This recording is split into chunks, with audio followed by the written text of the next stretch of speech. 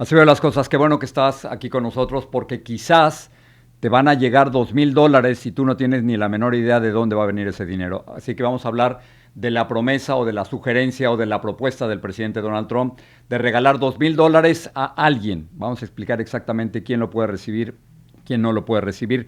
Tenemos una entrevista muy importante con una activista que se hace la pregunta sobre los venezolanos. Señor Trump, dice ella, ¿qué le hicimos los venezolanos para que nos traten así?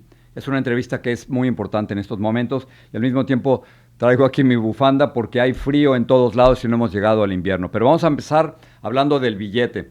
Estoy recordando un comercial que hay en la televisión o que había en la televisión que decía que aquí lo único que importa es el cash. Y efectivamente aquí vamos a hablar del cash. Ustedes han escuchado las declaraciones del presidente Donald Trump, si no las has escuchado te las pongo ahora mismo, en las que él dice que va a regalar, o más bien está utilizando la palabra dividendo, que va a darle, a darte, a darnos $2,000 como dividendo de lo que se está recibiendo los Estados Unidos a través de los aranceles o las tarifas, como se les dice en inglés. Pero se trata de un regalo o se trata que algo está condicionado y quiénes lo pueden recibir. ¿Lo pueden recibir todos los que vivimos en los Estados Unidos o solo algunos pocos? Pero toda esta idea de los $2,000 que va a entregar el presidente Donald Trump, o por lo menos es su promesa, ¿de dónde sale? Bueno, salió de esta declaración, es muy cortitita. We're going to issue a dividend to our middle income people and lower income people of about $2,000. Ahí está, eso es todo. Y a partir de ahí ha surgido un montón de información en la que queremos saber si efectivamente ese dinero nos va a llegar o no nos va a llegar. Después en Truth Social, como saben, el presidente tiene su propia plataforma de redes sociales. Dijo lo siguiente el presidente: todo el dinero que sobre de los pagos de los $2,000 otorgados a los ciudadanos estadounidenses de bajos y medianos ingresos se utilizará para reducir de manera significativa la deuda nacional. Aquí hay varias cosas importantes que quiero enfatizar. Primero lo pusimos ahí en amarillo, dice ciudadanos estadounidenses. Así que esto parece sugerir que los $2,000 son solo para ciudadanos estadounidenses, pero no para los residentes legales aquí en los Estados Unidos. Y luego viene, por supuesto, la idea de los estadounidenses de bajos y medianos recursos. Hay muchísimas dudas sobre quiénes podrían calificar y luego cuánto va a utilizar para regalar, para repartir aquí en los Estados Unidos y cuánto va a ser para pagar la deuda nacional. Déjenme decirles, Estados Unidos es un país que durante décadas vive de prestado. No le alcanza, tiene un presupuesto que sencillamente es muchísimo menor de los gastos que tiene. Tiene 100 y se gasta 120. Tiene 200, se gasta 250. Es decir, tenemos una deuda gigantesca que van a pagar nuestros hijos, nuestros nietos, nuestros tataranietos, en fin.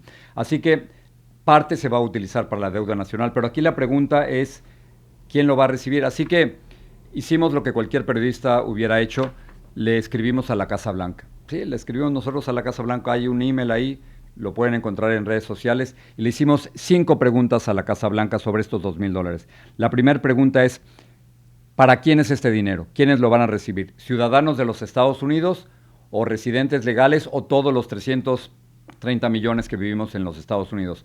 Pregunta 1. Pregunta número 2.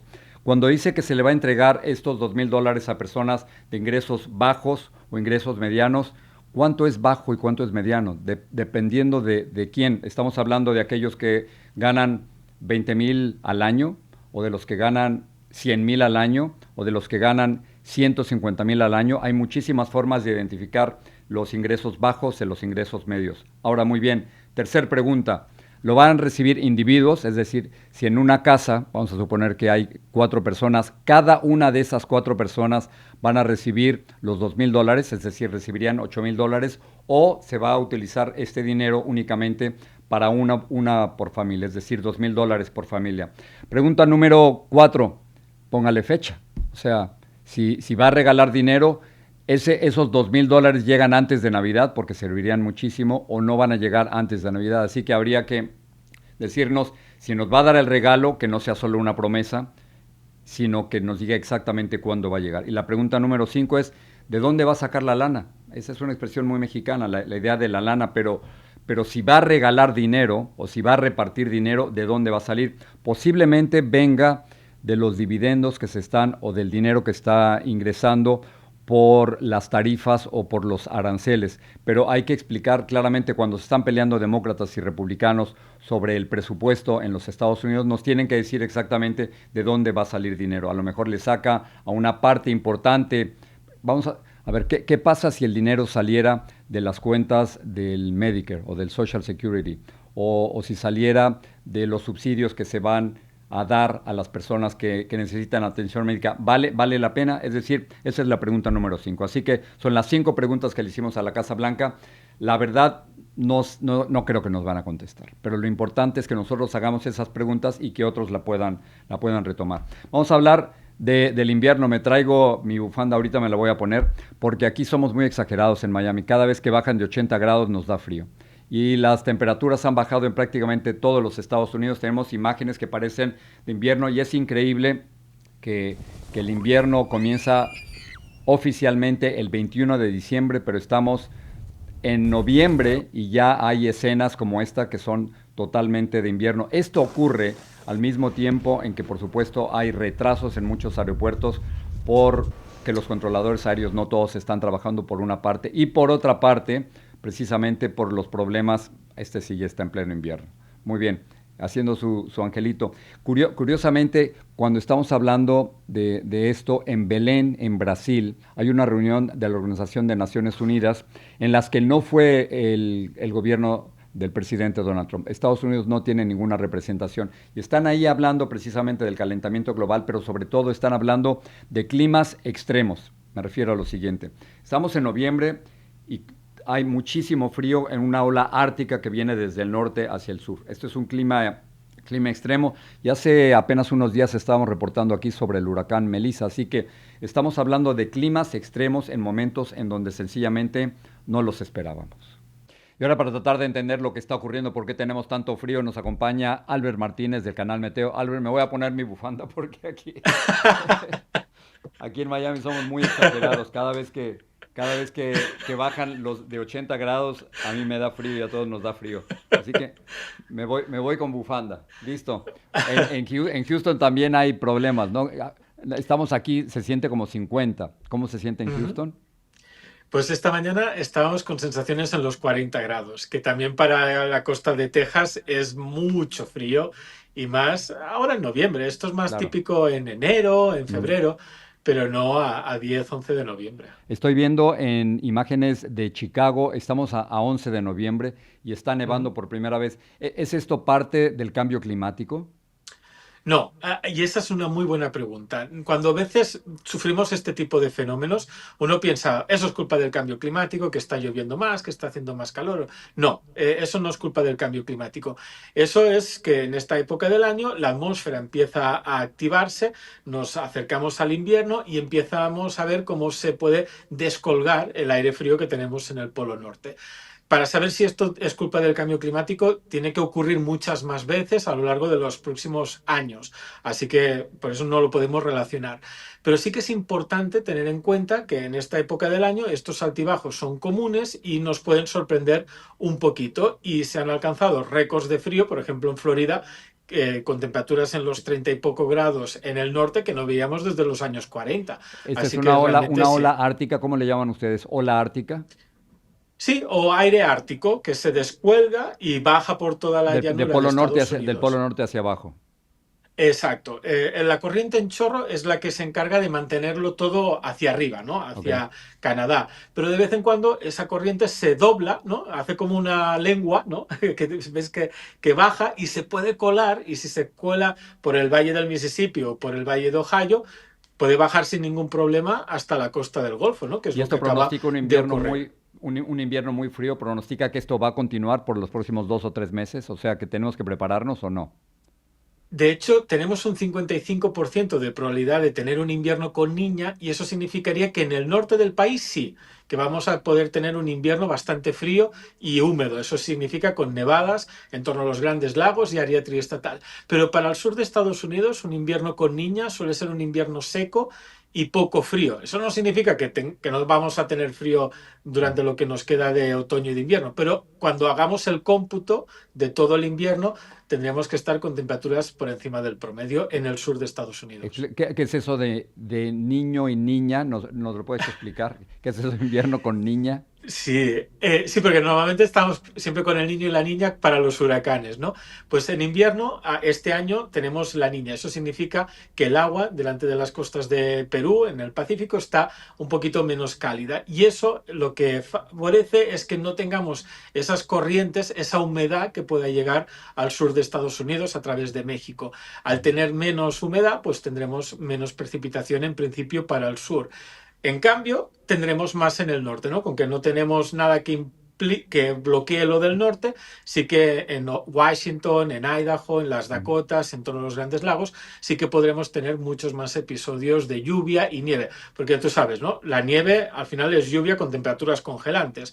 Así que si en el norte tenemos más frío, durante los próximos días podremos ver grandes nevadas, en cambio en el sur no. Así que el niño y la niña no solo es para los huracanes, nos implica efectos durante todo el año.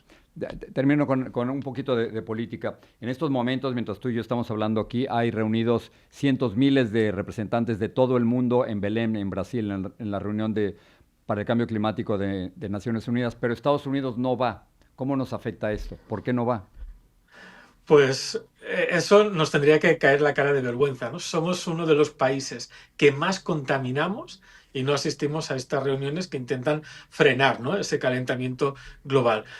Tenemos que hacer los deberes, y lo hemos hablado muchas veces, Jorge. Necesitamos que todos los gobiernos se pongan manos a la obra. En casa, todos terminamos reciclando, usamos los recursos que tenemos para intentar ayudar al planeta, pero los gobiernos no hacen su trabajo. Sí que algunos países, como China, por ejemplo, está invirtiendo muchísimo dinero en energías renovables, como la solar o la eólica. Y tú ya sabes que el presidente actual en Estados Unidos dice: ¿para qué esto? Pues porque realmente es necesario y está demostrado, los números no mienten, somos grandes contaminadores acá en Estados Unidos y no queremos hacer nada, así que realmente el futuro que nos depara no pinta muy bonito.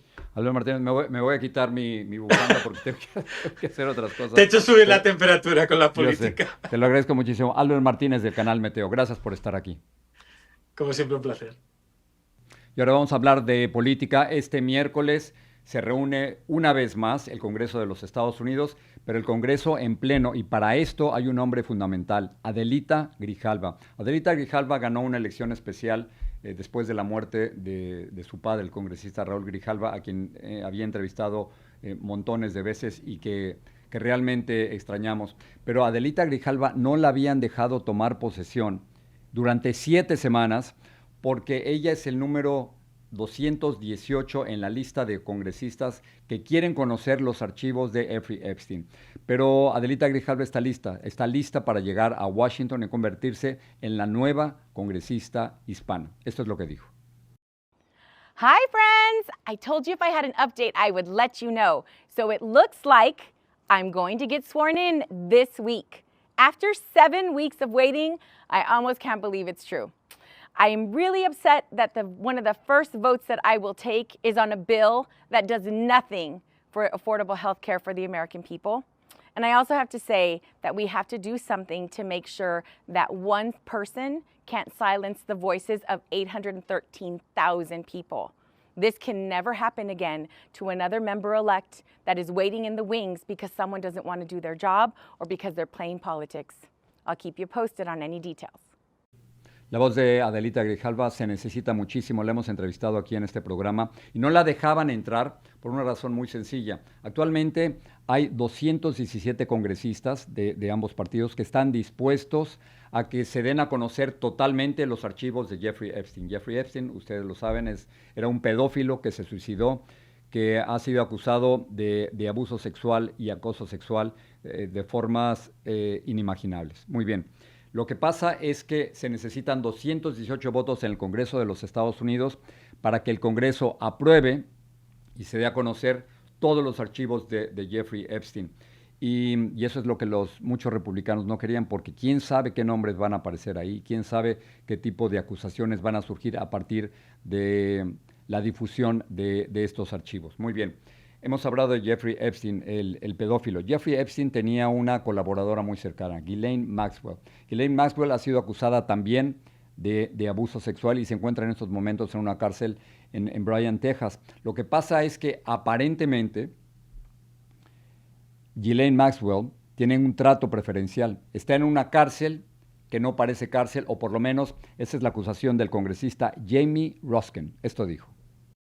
Well, the whistleblower made clear that Ghislaine Maxwell is just in a completely different category than every other prisoner. She gets essentially room service behind bars. She can use the shower. She can use the gym whenever she wants to. She gets special treatment there. And unlike other prisoners who have to communicate with people outside of the prison through the unreliable and very slow mail system, she's actually getting messages sent through the warden to the people that she wants to communicate with, and the warden is actually offering her the opportunity to communicate on legal matters with people outside of the prison through the warden.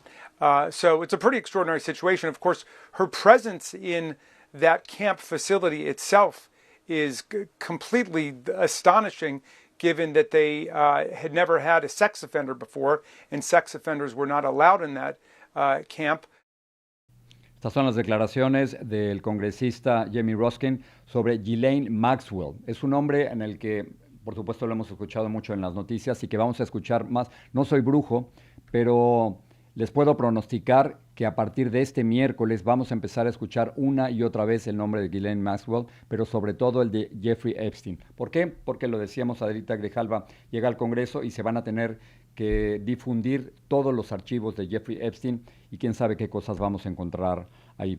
Hoy es el Día de los Veteranos de Guerra aquí en los Estados Unidos. El presidente Donald Trump participó en una ceremonia en honor a todos los veteranos y también a todos los caídos en las guerras. Pero una cosa muy interesante, escuché con atención el discurso del presidente Donald Trump, a quien muchos acusan de criticar duramente a sus oponentes, y él ha dicho abiertamente que busca criticar a sus oponentes, que muchas veces no está buscando el diálogo. Pero lo que me llamó mucho la atención en el discurso de hoy, un sobrio discurso del presidente Donald Trump, es que pudo hablar particularmente del estado de California, cuyo gobernador está enfrentado a él, y pudo hablar sobre la ciudad de Nueva York, que tiene a partir del 1 de enero un nuevo alcalde, Zohran Mamdani, y Donald Trump, en un tono que yo nunca le había escuchado, pudo hablar de unidad aquí en los Estados Unidos. Así que no todo es guerra, no todo es la radicalización ni la polarización de lo que está ocurriendo aquí en los Estados Unidos. Cuando el presidente Donald Trump quiere, puede hablar de unidad. Vamos a terminar hablando sobre el Mundial de Fútbol. De niño recuerdo la emoción de esperar que llegara el Mundial. El 11 de junio se inicia en 3 países, México, Estados Unidos y Canadá. Pero hay una historia muy interesante que está saliendo de la Ciudad de México, en donde la presidenta Claudia Sheinbaum contó el otro día que a ella la invitaron, por supuesto, a la inauguración del Mundial en la Ciudad de México, en el Estadio Azteca, y que le habían dado el boleto 001, es decir, el boleto más importante seguramente en uno de los palcos, con una vista extraordinaria. Y entonces la presidenta se le ocurrió una idea: no va a ir ella al Mundial, no va a ir ella a la inauguración, a la ceremonia de inauguración, pero le va a regalar ese boleto a una niña. Esto dijo Claudia Sheinbaum. El día de hoy, pues presentamos el Mundial, 11 de junio, ya queda pocos meses. Es un momento para compartirle al mundo lo que somos, lo que es México. No solamente un país de una enorme grandeza cultural, sino también un momento histórico que vive nuestro país. Un pueblo orgulloso de sus raíces, orgulloso de su presente y su futuro, un pueblo empoderado que se muestra ante el mundo. Entonces, estamos definiendo cómo vamos a elegir, pero ese boleto que me dieron de el 0001, se lo voy a regalar a una niña para que pueda, pues, soñar con el fútbol. Me parece una idea extraordinaria que el boleto se le regale a una niña. Otra idea muy sencilla es que inviten a la presidenta sin boleto y así pueden ir las dos. Pero la idea de promover el deporte desde la presidencia es sencillamente una idea genial, particularmente en el México de ahora. Y terminamos con Ronaldo. algunos creen que es el mejor jugador en el mundo, yo creo que es Pelé, y aquí yo sé que me voy a tener montones de críticas, otros creen que es Messi, pero a Ronaldo le acaban de hacer una entrevista, como ustedes saben, él juega en Arabia Saudita, tiene 41 años de edad, sigue siendo un jugadorazo, muy muy bueno, pero la pregunta es si Ronaldo va a jugar su último mundial en Estados Unidos, México y Canadá, o si estaría pensando en algo más. Y creo que Ronaldo por primera vez está diciendo, estoy llegando al límite. So you expect this World Cup to be your last, do you? Definitely yes, because I will be 41 years old, and I think will be the moment, and in a big competition, that's to, I don't know yet, as I told you before, I'm enjoying the moment, but when I mean soon, it's really soon, because I give everything for football. Pero en fin, tendremos a Ronaldo en el Mundial aquí en los Estados Unidos, México y Canadá. Y ahora sí, nuestra entrevista sobre los venezolanos que acaban de perder el TPS. Estamos hablando de cerca de 600,000 venezolanos aquí en los Estados Unidos que no tienen TPS, que no tienen ningún tipo de protección migratoria. Y la pregunta es, ¿qué va a ocurrir con todos ellos? Y la pregunta de una de las activistas que estamos entrevistando aquí en el programa es muy sencilla. Señor presidente, ¿qué le hicimos los venezolanos? La entrevista ahora mismo. Así veo las cosas. ¿Qué está pasando con los venezolanos aquí en los Estados Unidos? Por parte del gobierno del presidente Donald Trump ha habido una traición hacia la comunidad venezolana. Eso es lo que hoy queremos aquí analizar. El pasado 7 de noviembre de este 2025, 260,000 venezolanos perdieron su TPS. A eso hay que sumar 350,000 venezolanos que perdieron el TPS en el pasado mes de abril. Alguien que lo ha seguido muy de cerca y que ha denunciado lo que ha ocurrido es Adelis Ferro, directora ejecutiva y cofundadora del Venezuelan American Caucus, quien nos acompaña una vez más aquí en el programa. Gracias por estar aquí, Adelis. Gracias a ti por la invitación, Jorge. ¿Qué es esto? ¿Por qué están tratando así a los venezolanos? ¿Qué le hicieron los venezolanos al presidente Trump? Al presidente Trump, al secretario Rubio, que escribió la famosa carta entregada el 5 de febrero a la secretaria Noem y de la que no nos habríamos enterado si no hubiese habido un discovery en el juicio donde le recomendaba la eliminación del TPS para los 600,000 venezolanos, con el número incluido. Esa es la gran pregunta. ¿Qué le hicimos? Yo creo que nosotros somos la punta del iceberg de una campaña antiinmigrante, una política de Estado antiinmigrante que está haciendo lo imposible y lo posible por sacar del país a la mayor cantidad de latinos y especialmente en este caso, siendo nosotros la punta del iceberg, pues por supuesto a los venezolanos.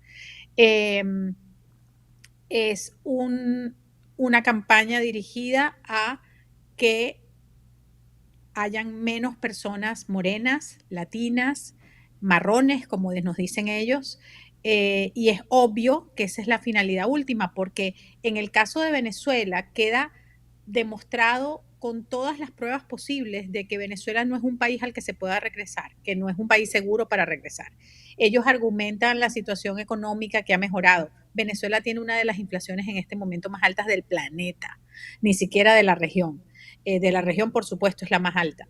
La inseguridad, la situación política que existe en este momento, la amenaza incluso del mismo gobierno de los Estados Unidos en este momento de la administración Trump en contra del régimen criminal de Nicolás Maduro, la amenaza incluso militar. Y a ese país es a donde quieren devolver a cientos de miles de venezolanos que de hecho siguen existiendo los vuelos de repatriación de deportados. ¿Todavía están deportando? Adele, ¿están deportando en este momento? ¿Están deportando a venezolanos de los Estados Unidos a Venezuela? Esa negociación sigue limpiecita, clarita y vigente. ¿Hay vuelos, digamos, regularmente? Anteayer hubo uno. El fin de semana que pasó hubo, y todos los fines de semana regularmente, los sábados o los domingos, dependiendo, viaja uno de bandera estadounidense, un charter, desde Texas a Maiquetía y se devuelve. Y ¿Cómo sabes esto, Adelis? ¿Cuáles son tus fuentes? Porque es información que el gobierno de Venezuela, el régimen dictatorial de Venezuela, se encarga de hacerlo público.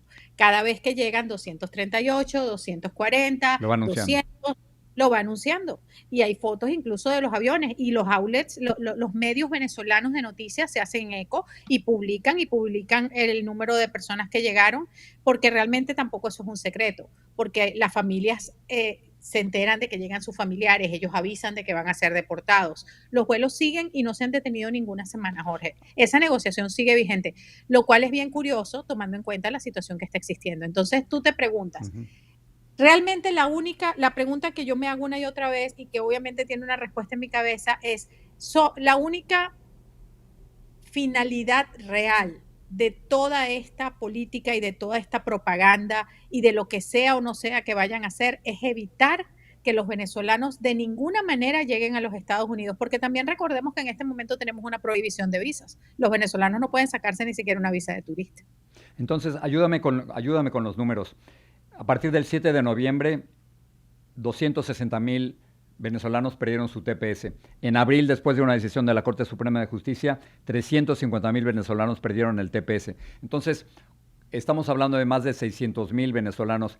¿Cómo están aquí en Estados Unidos? ¿Están como indocumentados ahora? Bueno, de hecho, esos 350,000, 340,000 que lo habían perdido en abril, lo volvieron a recuperar con las decisiones de las Cortes y por última vez lo pierden la primera semana de octubre, el 5 de octubre, cuando la Corte Suprema les otorga a la administración Trump la moción de emergencia para dejarlo suspendido mientras sigue el proceso legal en la Corte de Apelaciones. El problema ahora que tenemos es que ese proceso legal va a tardar meses y luego, por la misma decisión de la Corte Suprema, va a tener que volver a la Corte Suprema.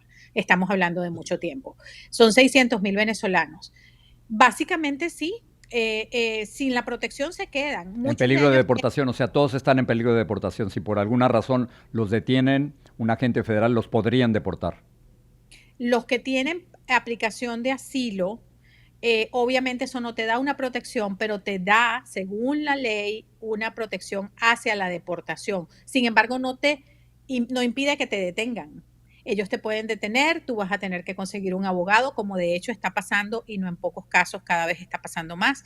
Personas que tienen solicitudes de asilo, incluso perseguidos políticos que han salido en las noticias, son detenidos, llevados a centros de detención de ICE y la única manera de poderlos sacar es conseguir un abogado que tramite un habeas corpus, una fianza, para después seguir su proceso legal en las cortes. Más de la mitad, diría yo, aproximadamente la mitad de esos 600,000 muy probablemente no tienen otro estatus migratorio en este momento. Muchos de ellos habían entrado con parol humanitario y el único otro estatus migratorio al que se acogieron fue el TPS, ahora no tienen ninguno de los dos.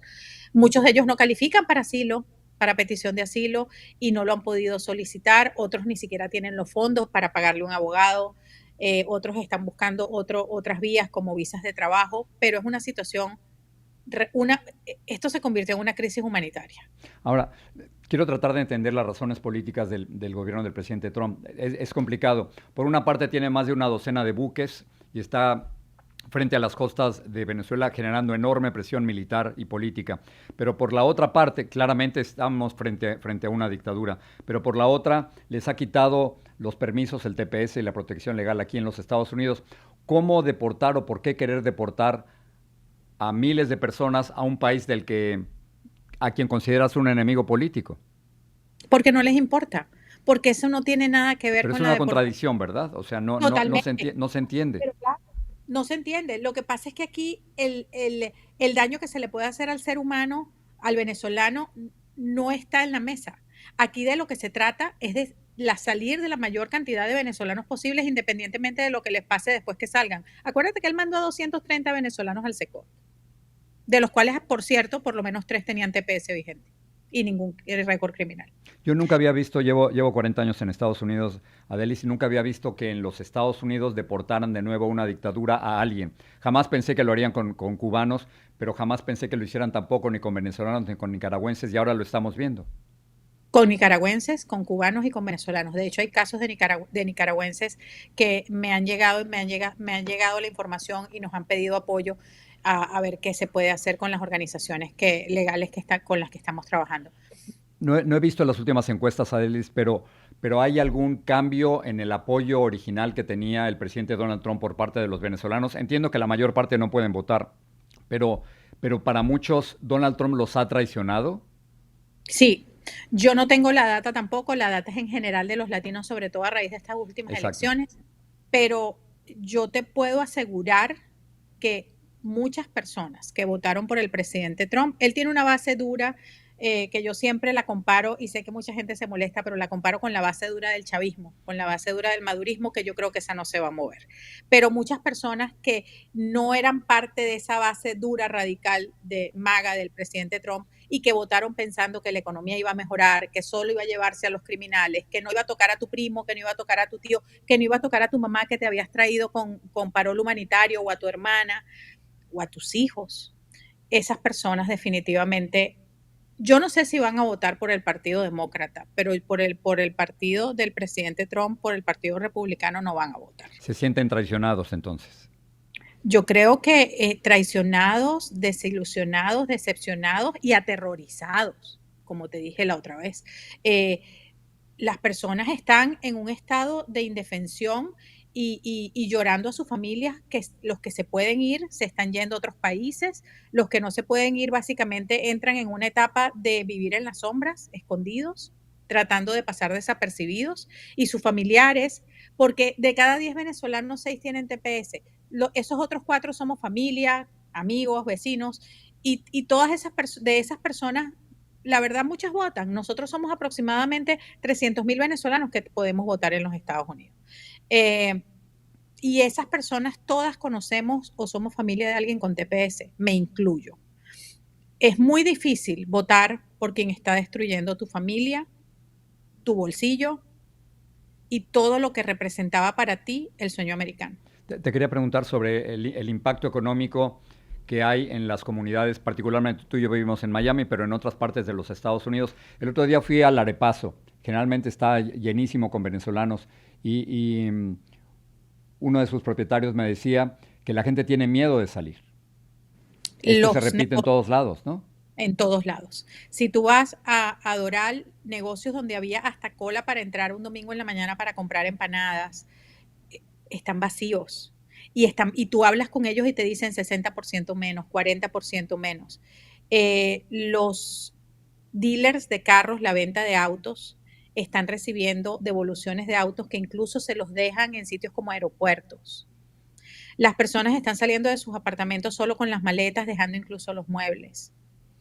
La economía de las ciudades, de Chicago incluso, obviamente en Chicago hay muchas menos personas, pero Katy, en el área de Houston, en Texas, todas esas ciudades van a sufrir y están sufriendo ya. Las economías están sufriendo y el crecimiento de esas ciudades y el crecimiento económico se va a sentir. Se va a sentir en la venta de casas, en el alquiler, en la venta de carros, en los pequeños negocios que van a empezar a cerrar. Los food trucks. Nosotros, precisamente por la situación económica de Venezuela, Jorge, nosotros somos unos emprendedores natos. Porque en Venezuela no hay... Siempre están proponiendo negocios, siempre. Muy trabajadores, increíble. Entonces, los camiones de comida, los food trucks, muchísimos food trucks, esos han cerrado y los tuvieron que vender, los tuvieron que entregar al banco porque habían pedido préstamos para iniciar los pequeños negocios. Eso es lo que está pasando con nuestra comunidad. Nosotros nos habíamos convertido en un activo, como todas las comunidades inmigrantes, pero los venezolanos en este caso nos habíamos convertido en un activo en las ciudades donde estábamos y ahora somos parias, Jorge. Ahora no nos quieren. Déjame terminar con esto. ¿Cómo ves los próximos 2 o 3 años para los venezolanos? ¿Crees que las cosas van a empeorar? Yo espero que no. Yo espero que en Venezuela llegue la democracia sin que los inocentes tengan que pagar. Pero yo sueño con una Venezuela libre donde el que quiera volver pueda volver, pero también sueño como estadounidense con un Estados Unidos democrático donde los derechos humanos y el respeto a los inmigrantes, a lo que valemos y a lo que aportamos también sea una realidad, y donde los inmigrantes que tienen años haciendo vida aquí finalmente puedan tener un camino a una estadía legal fuera de las sombras. Y en eso quiero que se incluyan los venezolanos y por eso vamos a luchar con todos nuestros recursos junto a muchas otras organizaciones inmigrantes para que finalmente en el nuevo Congreso que se elegirá en el 2026 se discute una reforma migratoria. Eso es una promesa. ¿Me equivoco, Adelis, o no, al decir que que siento a la comunidad venezolana dividida sobre la posibilidad de una invasión o de una intervención militar por parte de los Estados Unidos. No, no te equivocas. Las invasiones militares uno siempre sabe cómo comienzan, pero nunca cómo terminan ni lo que pasa en el medio. Y la O sea que no hay un experiencia... consenso todavía. O sea, No lo hay mucho miedo. Yo tengo terror. Yo no creo que el Nicolás Maduro y su pandilla vayan a estar esperándolos a cielo abierto en un parque. Por eso dije, cuando dije hace un momento, que los inocentes no paguen de nuevo o no paguen como daño colateral. Yo me resisto, no me resisto a la democracia, a la libertad y a que Nicolás Maduro pague por sus crímenes y toda su pandilla pague por sus crímenes, Dios quiera. Pero me resisto a llevar en mi conciencia el peso de inocentes que paguen por una invasión militar a Venezuela. Me da terror, de pensarlo me da terror. No tengo ningún control sobre eso, pero todo lo que está pasando indica que el secretario de Defensa celebra cada vez que vuelan un bote por los aires y matan a personas que, narcotraficantes o no, están en el escalón más bajo de la pirámide de los narcotraficantes. Y mientras tanto, los que están en el escalón más alto, en este caso, en el régimen dictatorial de Maduro, están ganando tiempo y haciendo cosas, me imagino, tratando de cubrirse, de blindarse, no lo sé. Yo no estoy metido en esos círculos, pero como venezolana y como estadounidense, lo que tengo es terror. Y mi terror lo acompañan muchísimas personas. Lo que pasa es que es muy difícil hablar de este tema, como tú te imaginarás, porque decir que a uno le da miedo una invasión militar te puede terminarte catalogando de chavista. Así estamos. Adelis Ferro, como siempre, gracias por estar aquí con nosotros y gracias por esta continua conversación. Llevamos varias conversaciones sobre esto y estoy seguro que no es la última. Gracias, Adelis.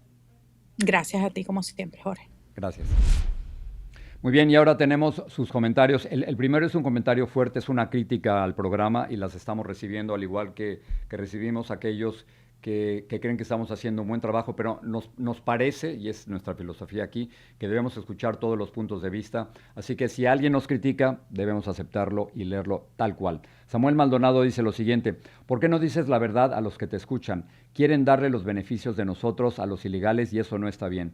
Soy quinta generación y me han quitado parte de mis beneficios después de trabajar 4 décadas y pagar mis impuestos. No hables tanta M. Trump ha sido el mejor presidente desde Kennedy. Esta es la opinión de Samuel Maldonado. Entendemos que es una crítica, no coincidimos con tu punto de vista, Samuel, pero creemos que es nuestra responsabilidad poner puntos de vista que no coinciden con los de nosotros. Yolanda Ramírez dice lo siguiente: realmente es una injusticia con lo que pagamos. Hay un dicho, Jorge: el que nació pobre, pobre será, y el rico será rico. Y para variar, los ricos no pagan impuestos. Este es precisamente uno de los principales temas del problema de la distribución del ingreso aquí en los Estados Unidos. ¿Qué porcentaje de su ingreso paga alguien muy rico y qué porcentaje de su ingreso paga alguien de clase media o clase baja? Esto es precisamente una de las principales preocupaciones y por eso el tema del affordability, que aquí hemos traducido como el abaratar la vida, es uno de los temas centrales y seguramente yo creo que en las próximas elecciones para el Congreso, en noviembre del 2026, el tema de abaratar la vida, de affordability, de que las cosas sean asequibles, va a ser quizás el tema más importante y por el que van a pelear tanto demócratas como republicanos.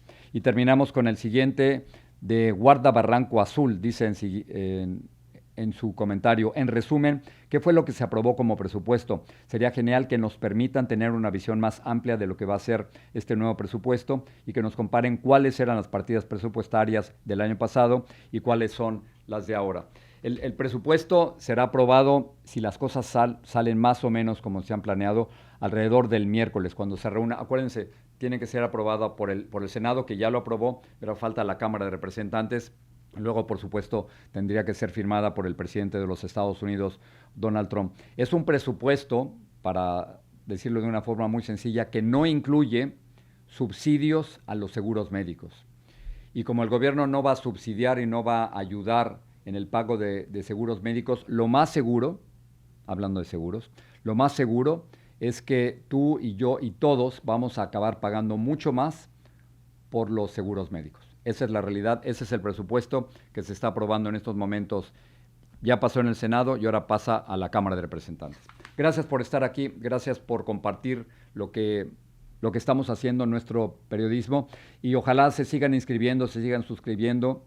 Pueden hacerlo en YouTube, pones Jorge Ramos Guión, así veo las cosas. Gracias por estar aquí y gracias por apoyar nuestro periodismo.